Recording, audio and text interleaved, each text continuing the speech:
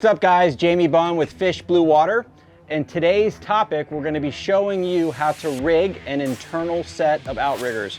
We're here on our new 39-foot SeaVee. We got a brand new set of the Gemlux internal outriggers. These bad boys are 22 foot in length, and I don't claim to be an expert in rigger fishing. This guy behind me, who's a close friend of mine, Mr. Art Sapp, Captain Art Sapp of Native Sun Charters is. Art, you've got the Gemlux riggers on your boat, and how long have you been fishing for so far? I've got a set of prototypes now. These have been on the boat for 8 months, so they're actually very new to the marketplace. But they've mine are 27 feet long. We wanted to test them, put a real test on how long they could be and still hold up and be a good, rigid, stiff outrigger, and they're holding up extremely well. So Art's chartering a couple hundred days a year. He's fishing all the tournaments, and obviously he certainly is qualified to take us through this process together. So this is going to be a learning experience for me, just like it is for you guys. So stay tuned and we're going to get this thing rolling.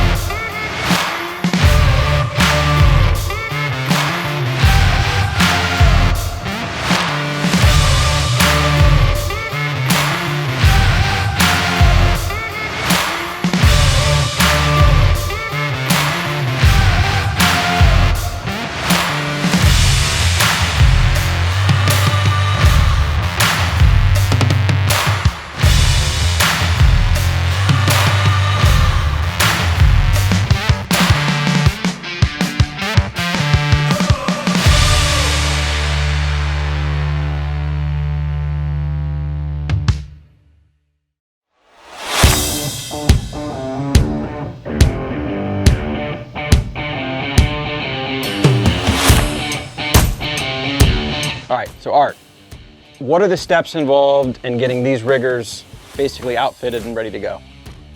Well, one of the great things that Gemlux has done, the issue with having the line in riggers was always they were generally one piece, and the shipping was a nightmare. You'd order your set of riggers, and 9 times out of 10 they'd come broken. These guys have developed a set of riggers that allow you to put the line inside, but can also be collapsed. Mine came in about an 8-foot box, I think. It's amazing, yeah. And the way they ship them too, with that little honeycomb system there, they never come broken. So, step 1, phenomenal job there, Gemlux, in finding a way to ship these things. Step 2, obviously get them on the boat, and they more often than not they give you an option as to if you want to how you mount them. They don't set the screw hole for the base mount. They give you that option if you want to twist them, set them however you want. These right now are set basically straight up and down. I think I've got mine kicked a little bit, turned in, because when we're pulling on the kites, I want as they pull by far harder than anything else you're trolling. I want as smooth a pull as possible on the pulleys. So that's what that gave us.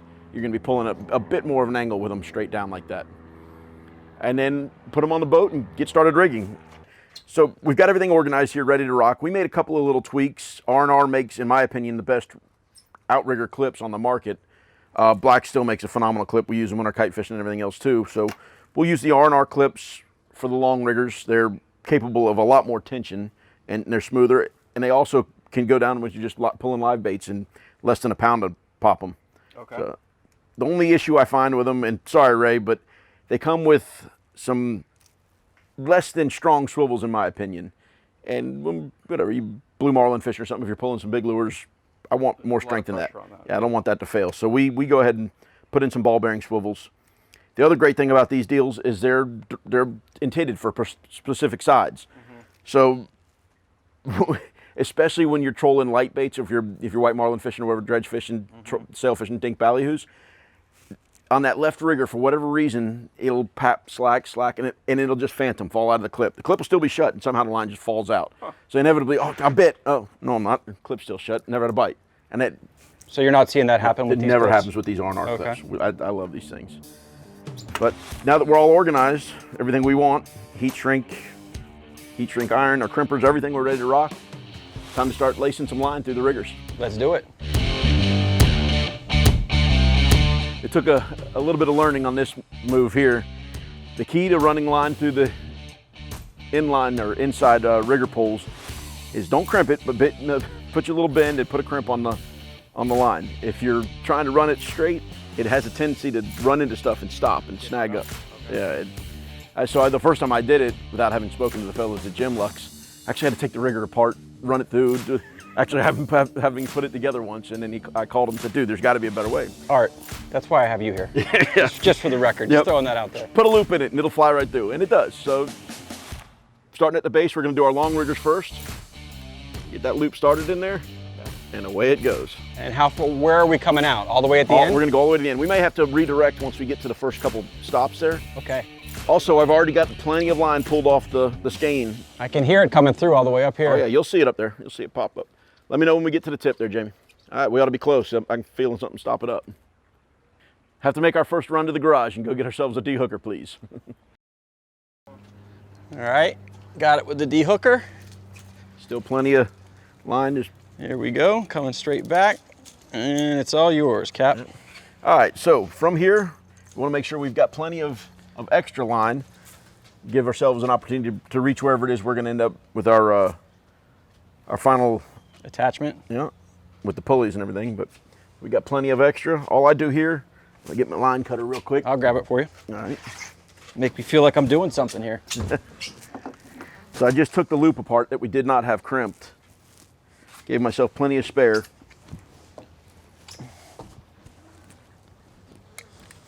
And I just stick the other end back in the crimp for now. And that way it's not going anywhere. And we get our second pull set up.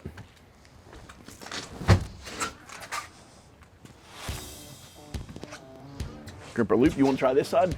You force it and I'll do the grabbing? Sure, why not? So this one, the second one's coming through here, and then where does it end up? We'll go to the second from the end there. Okay. For our short rigger. Here we go. Feeding her through. Cap, I hit something, is that you? Must be. I don't think I've got the other one still. I don't feel it, I don't think you're here yet. Okay. There we go, I got you now.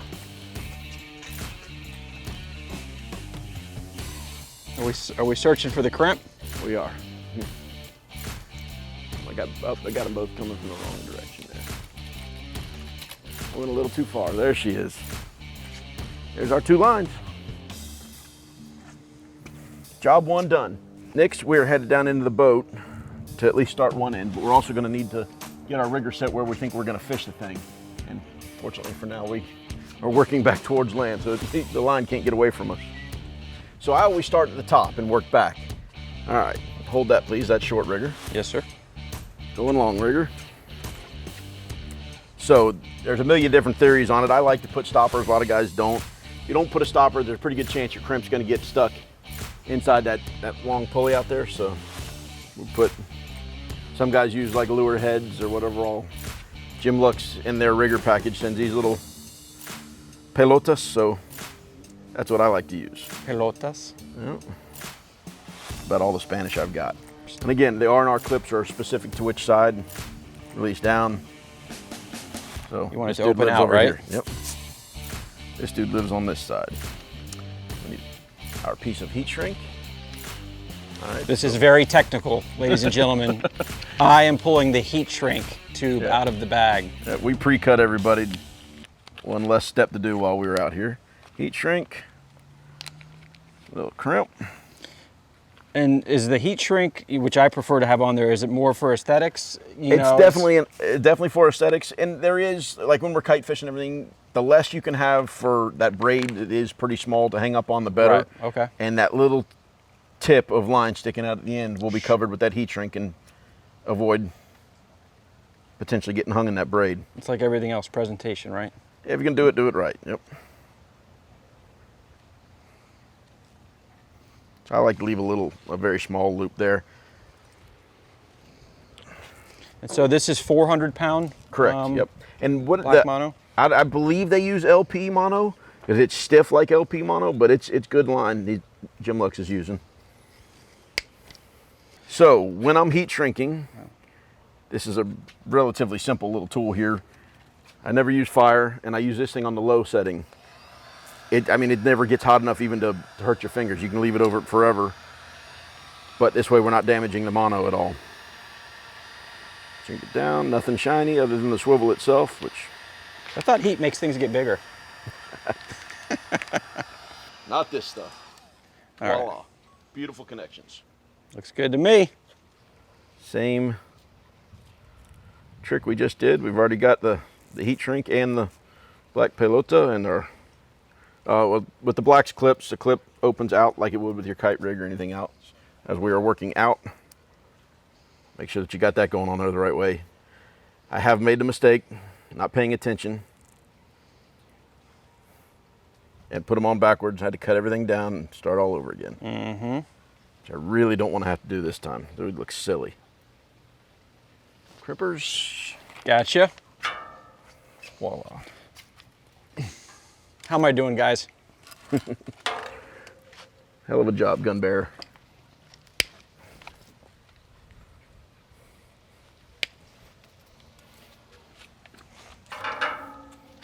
Low setting, don't burn your mono.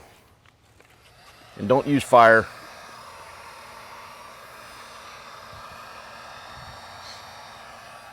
Go keep the economy going and buy more tools.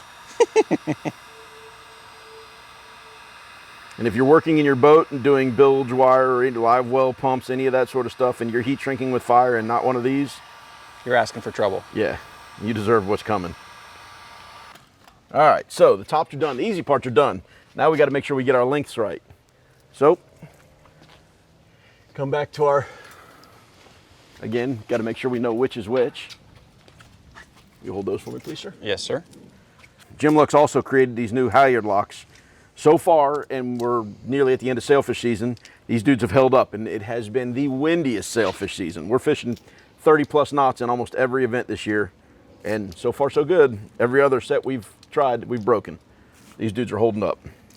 And a nice thing, once you get her through there, just to make sure she doesn't go anywhere, you go ahead and lock it. Golden. So, if that's the short rigger, that must be the long rigger.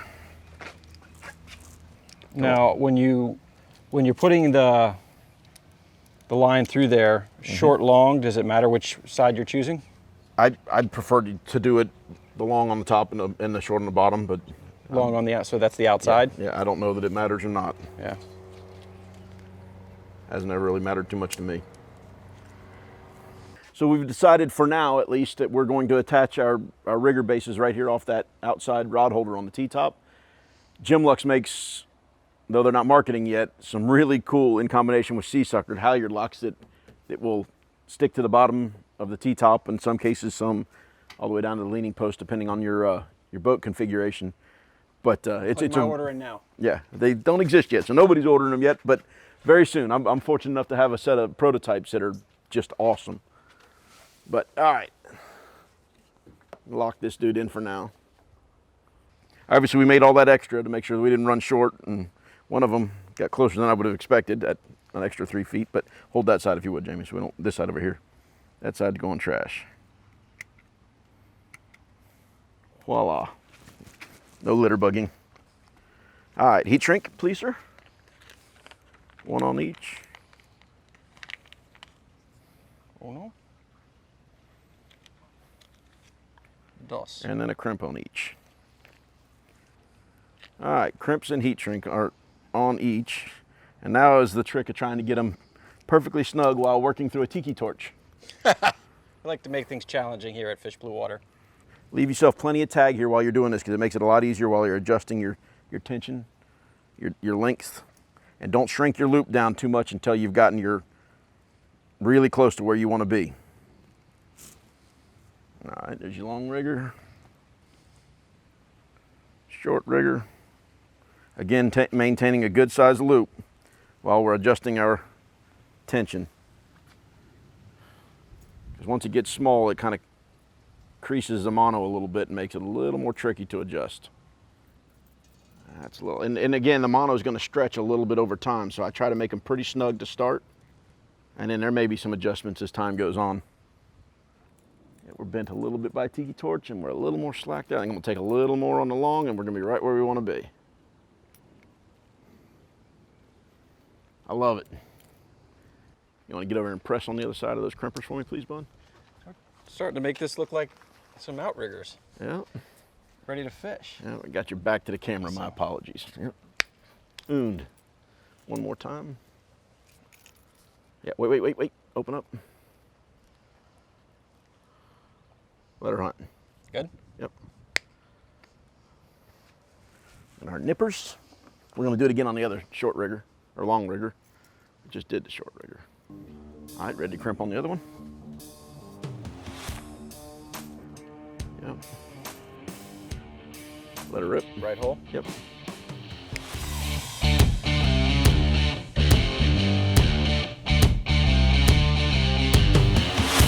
Heat shrink iron. Low setting, don't burn your mono. I sound like a broken record. Last thing you want is get a quality bite in your mono to come apart,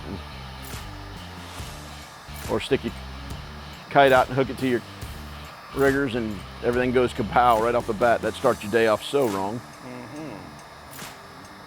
Like I said, we changed all this stuff. It comes, the black clips come with this little metal thing inside with these orange beads. I can't take that, it's gotta look pretty, so we've changed it all that same black mono, and we put in ball bearing swivels to make them stronger and more effective, in my opinion. Voila. So we got one side ready to roll. Nice and smooth.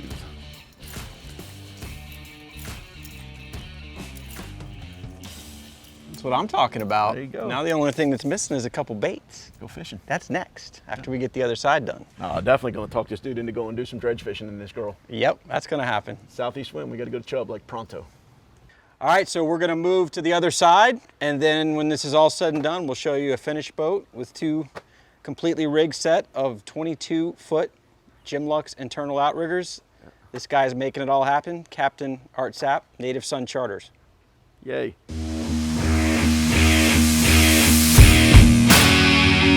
All right, and that is how you rig a set of internal riggers. These are our 22-foot Gemlux. Art, you're the man, bro. So stoked to get out there and play with these things and learn a little bit more about rigger fishing than I currently know. So that'll be a future video. We're gonna get out there, we'll fish the kites out of these, we'll pull some dredges, some baits, and get some more how-tos for you guys in a different place.